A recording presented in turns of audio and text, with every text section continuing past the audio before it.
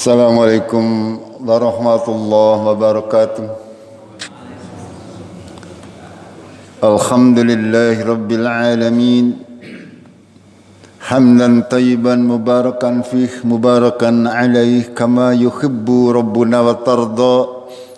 Asyhadu an la ilaha illallah wahdahu la syarika lah. Wa asyhadu anna Muhammadan abduhu wa rasuluh. Allahumma salli wa sallim wa barik ala Muhammad wa ala alihi wa ala ashabihi ajma'in.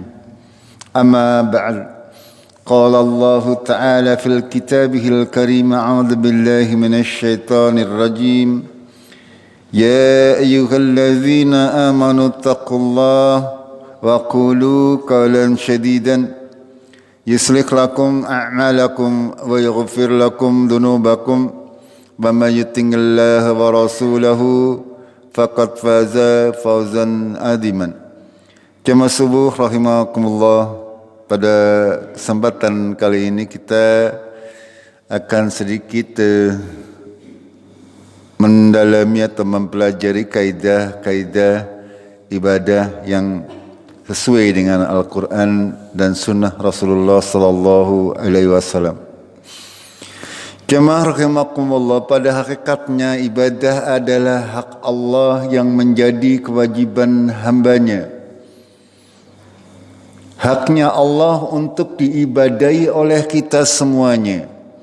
Dan kewajiban kita sebagai hamba yang sudah diciptakan Allah adalah untuk beribadah kepada Allah. Allah mewajibkan kita untuk beribadah kepadanya, bukan berarti Allah membutuhkan ibadah kita. Akan tetapi kita yang membutuhkan ibadah itu sendiri. Ketika kita sholat, ketika kita puasa, ketika kita zakat, bukan Allah yang membutuhkan, akan tetapi kita yang membutuhkan ibadah tersebut. Jangan pernah merasa mempunyai sesuatu yang membuat seolah-olah dia merasa sudah berjasa dengan agama ini. Jangan pernah. Karena pada hakikatnya, kalaulah orang seluruh dunia tidak ada yang mau sholat, tidak akan berkurang kebesaran Allah. Kalaulah orang-orang tidak ada yang mau berpuasa, Allah tidak rugi. Sehingga yang harus kita lakukan, kita sadari bahwasanya seluruh ibadah kita adalah untuk kepentingan diri kita masing-masing. Paham gak? Ya, jangan pernah menganggap kaus nyong ratu sholat masjidnya jadi sepi. Emang kata Gusti Allah, emang gue pikirin lu. Begitu. Ibadah itu seperti itu. Ya. Yang membutuhkan adalah kita, bukan Allah. Karena Allah tidak membutuhkan hambanya. Allah menciptakan sorga dan neraka, menciptakan kita, manusia dan jin sebagai penghuninya. Ada yang di sorga, ada yang di neraka. Terserah Allah, kata Allah. Yang mau ke sorga ya silakan sholat. Ora gelem maring sorga, ora gelem sholat ya silakan mlebu neraka. Gampang ngono mboten? Gampang. Ya mudah, agama ini mudah. Tidak ada paksaan di dalam beragama. Arab puasa, Arab ora urusannya dewek-dewek. Itu. Karena jalan Allah sudah jelas dalam Al-Quran. Allah berfirman, A'udzu billahi minasy syaithanir rajim. Wa man jahada fa innama yujahidu linnafsih. Barang siapa berjihad, bersungguh-sungguh di dalam melaksanakan ibadah, Jihad di sini maknanya bisa berjihad fi sabilillah, berperang di jalan Allah, atau kita bersungguh-sungguh di dalam menjalankan ibadah. Fa innama yujahidu linnafsih. Sesungguhnya dia bersungguh-sungguh tersebut, jihadnya itu untuk dirinya sendiri. Orang yang mau berpuasa dengan tekun, orang yang mau sholat malam dengan tekun, orang yang mau membaca Al-Quran, berlatih membaca Al-Quran dengan tekun. Untuk siapa? Untuk diri sendiri. Tidak ada orang yang memaksa, Allah tidak memaksa. Dan Allah tidak membutuhkan ibadah panjenengan semuanya. Akan tetapi kita yang butuh untuk beribadah karena kita mengharapkan, karena sesuai dengan hukum Allah. Ketika kita mendekatkan diri kepada Allah, Allah akan mendekatkan diri kepada kita. Innallaha laghaniyun 'anil 'alamin. Sesungguhnya Allah maha kaya dan tidak memerlukan sesuatu dari seluruh makhluk-makhluknya. Innallaha laghaniyun 'anil alamin. Allah maha kaya, tidak butuh dengan makhluk-makhluknya. Ya. Arab makhluk kayak ingkar kabeh, Arab makhluk kayak taat kabeh, ora masalah. Itu. Makanya Allah memberikan aturan dalam kehidupan. Allah berfirman, fa imma ya'tiyannakum minni hudan. Maka jika datang kepada kamu, ya'tiyannakum minni hudan, petunjuk dariku. Ketika, dan itu sudah datang kepada kita.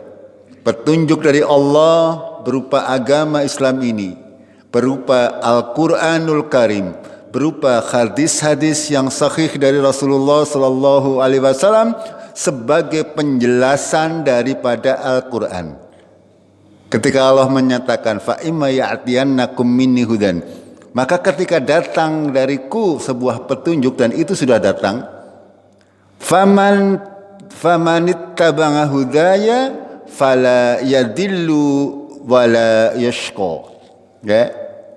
Barang siapa yang mengikuti petunjukku, maka dia tidak akan tersesat dan juga dia tidak akan celaka. Gitu. Allah sudah menyatakan demikian kepada kita semuanya. Ketika kita mengikuti petunjuk Allah dan Rasulnya, tidak akan sesat selama-lamanya dan tidak akan celaka selama-lamanya. Kalau ada zaman dahulu, saya pernah mendengar, ya, ada orang belajar Al-Quran, orang kuat ceri. Kenapa sebabnya? Karena belajarnya tidak mengikuti contoh dari Rasulullah Sallallahu Alaihi Wasallam. Yang dipelajari tidak sesuai dengan yang dicontohkan oleh Rasulullah Sallallahu Alaihi Wasallam, sehingga yang datang kepadanya ajaran bang bahkan menyimpang dari ketentuan syariat. Kita umat manusia secara umum berada dalam zaman kejahiliahan, tersesat sebelum datangnya Islam. Seluruh manusia tidak ada yang mengetahui bagaimana cara hidup yang betul. Tidak ada. Sebelum datangnya agama secara umum dan Islam secara khusus untuk kita. Allah yang sudah mengutus Rasulnya dan menurunkan kitabnya untuk kita jadikan pegangan. Dalam Al-Quran, Allah berfirman surat Jum'ah, "Walladzi ba'asa fil ummiyina rasulan minhum."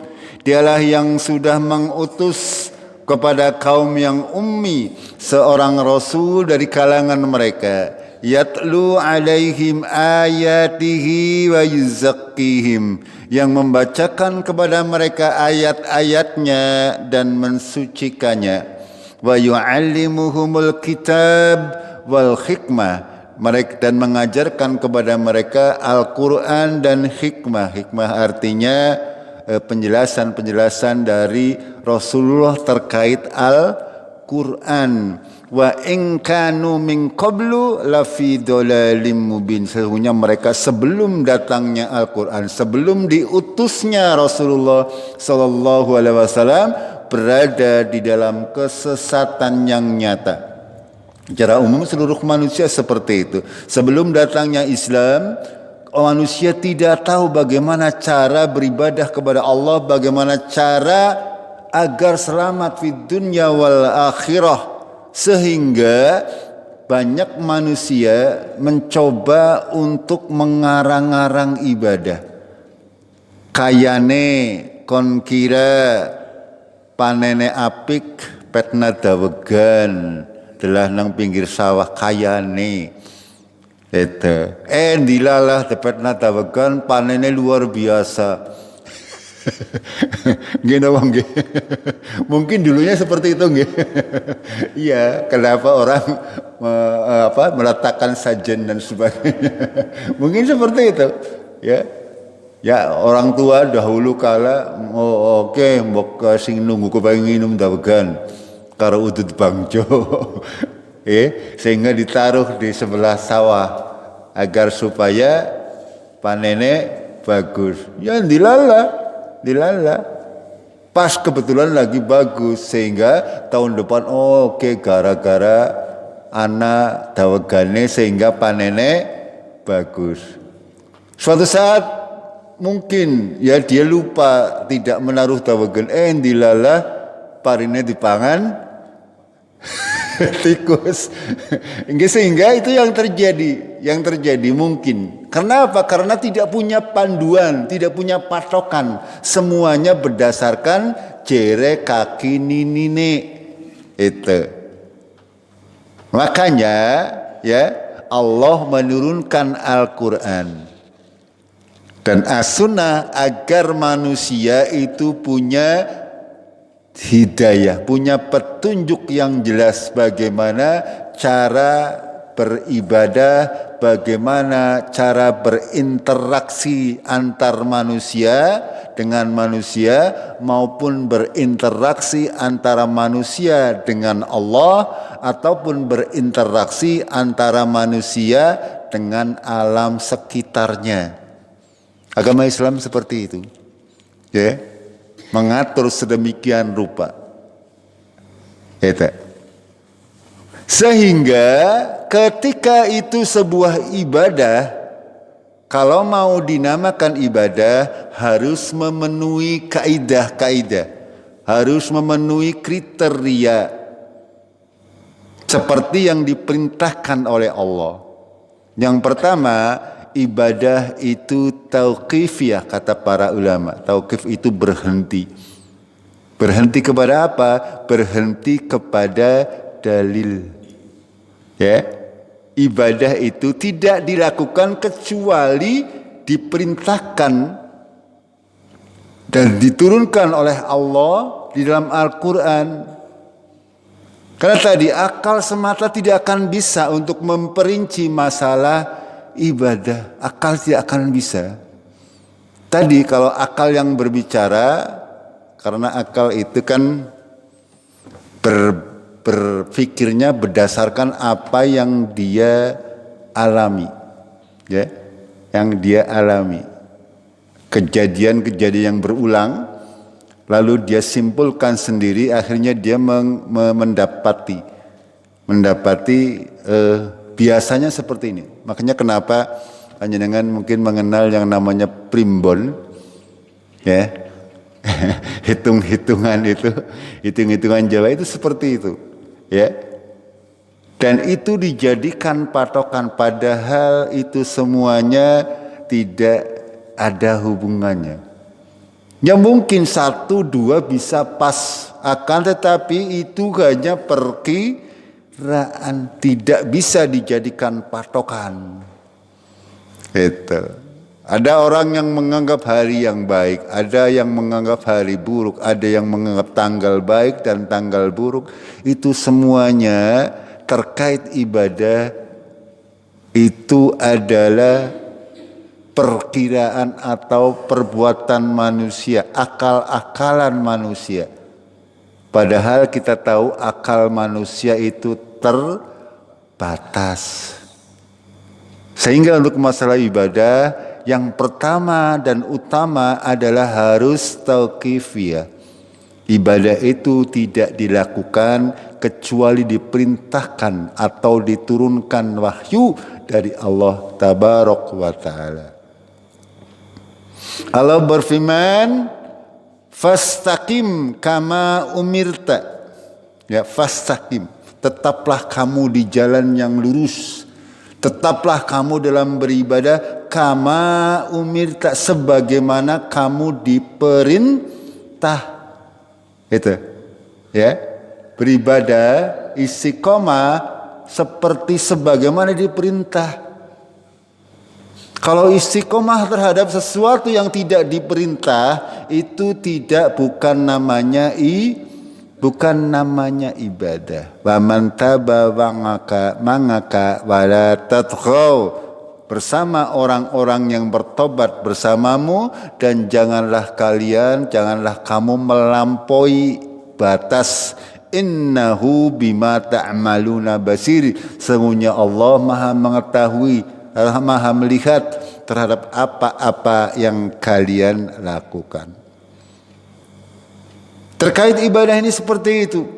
Kita menjalankan ibadah kama umirta, sebagaimana diperintahkan oleh Allah Tabaraka wa Ta'ala, baik di dalam Al-Quran maupun hikmah dari Rasulullah ataupun sunnah Rasulullah. Tidak boleh kita menyimpang dari kedua acuan tersebut dalam segala macam hal.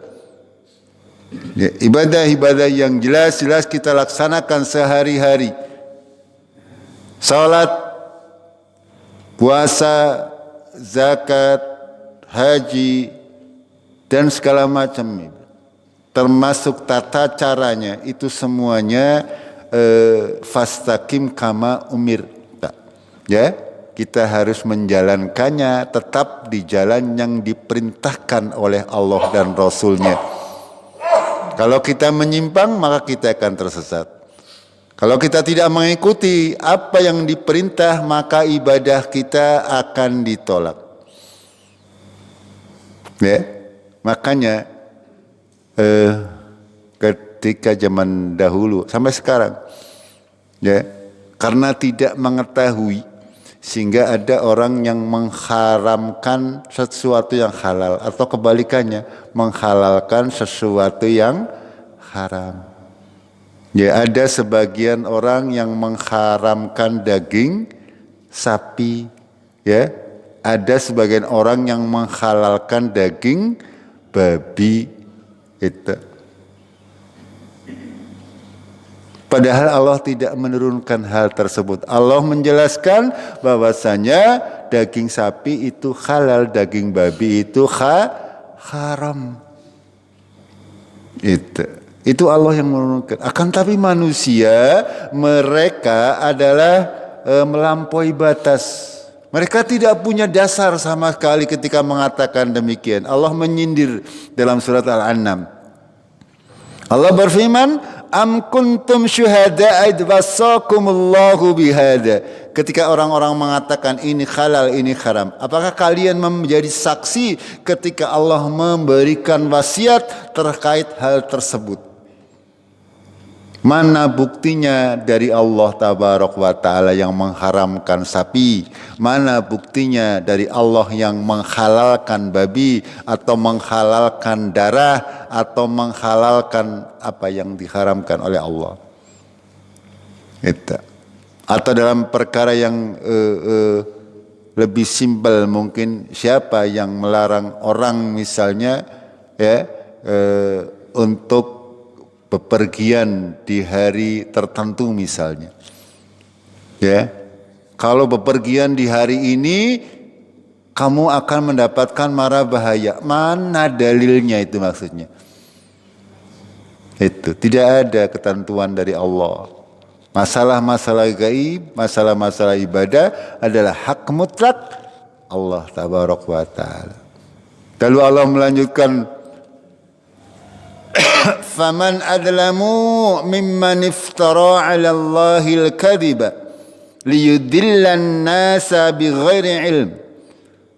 Siapa yang lebih zalim dari orang-orang yang mengada-adakan kedustaan atas nama Allah agar supaya mereka menyesatkan manusia dengan tanpa dasar ilmu. Ini banyak sekali orang-orang yang seperti ini. Orang-orang yang mengadakan kedustaan atas nama Allah. Mengadakan upacara-upacara yang mengatasnamakan Allah. Padahal Allah tidak memerintah. Tujuan mereka secara umum adalah untuk menyesatkan manusia tanpa dasar ilmu. Karena manusia itu punyanya akal manusia terbatas. Sehingga kalau kita berakal-akalan dalam urusan agama, kita tidak akan mampu.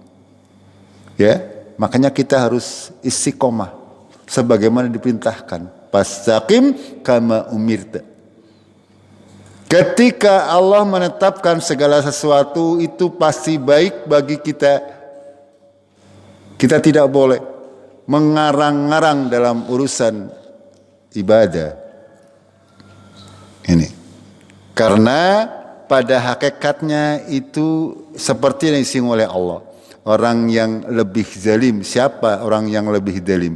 Dari orang-orang yang mengada-adakan kedustaan untuk menyesatkan manusia tanpa dasar ilmu. Innallaha la yahdil qaumad dzalimin. Sesungguhnya Allah tidak akan memberi petunjuk kepada orang-orang yang zalim. Itu. Ya, segala macam ibadah itu tauqifiyah. Mengacu kepada dalil, mengacu kepada dasar hukum yang sah.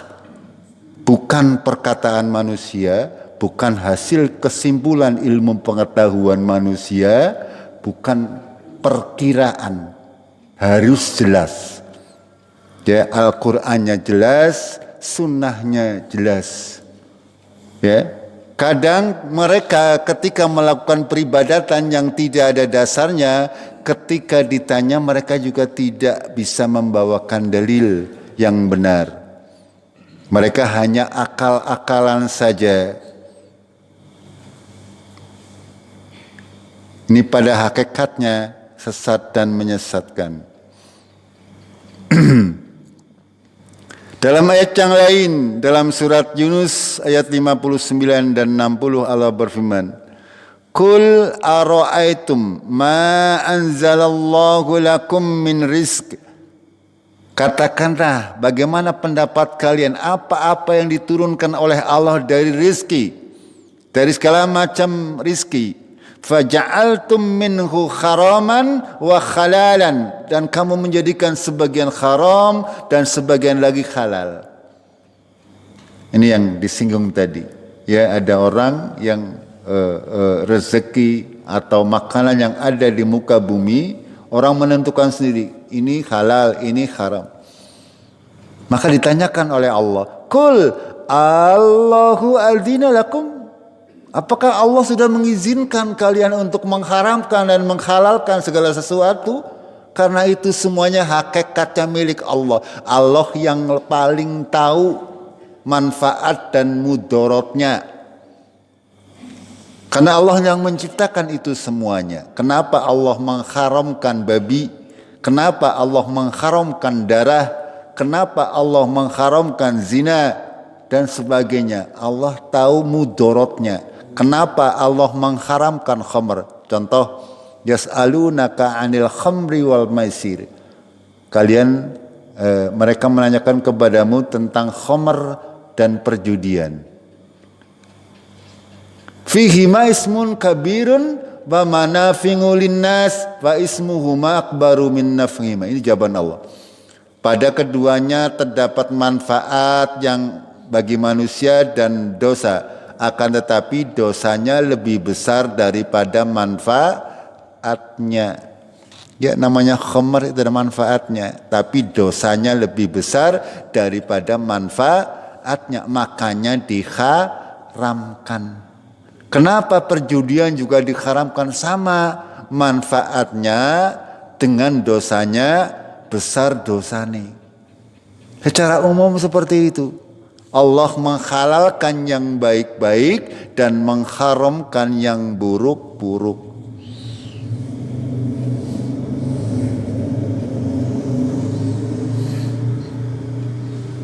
Juga dalam ayat yang lain Allah berfirman, "Wala taqulu lima tasifu alsinatukumul kadhiba hadza halalun wa hadza haram liyaftaru 'ala Allahil kadhib innal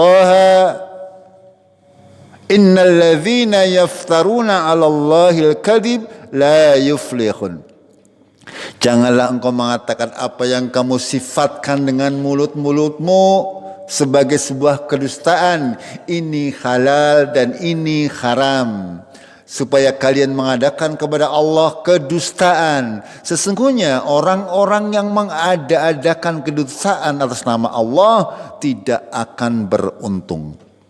Ya, dari dua ayat ini dapat diambil kesimpulan bahwasanya seseorang ketika mengatakan terkait permasalahan agama, baik halal, haram, sunnah, bid'ah dan sebagainya, padahal dia tidak mengetahui hukum Allah tentang sesuatu yang sebutkan itu adalah sebuah kejahatan yang besar. Makanya dalam urusan agama kita harus berhati-hati. Ya, tidak boleh kita mengatakan, memanfaatkan segala sesuatu kecuali kita yakin terhadap hal tersebut.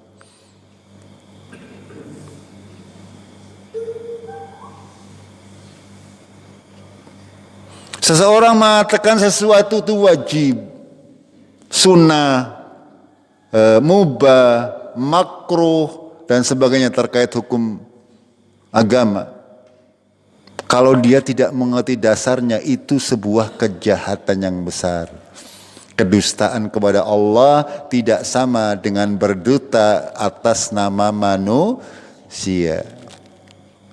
Ya, Rasulullah menyatakan barang siapa berdusta atas namaku, sengaja berdusta atas namaku, maka hendaklah dia mengambil tempat duduknya di neraka.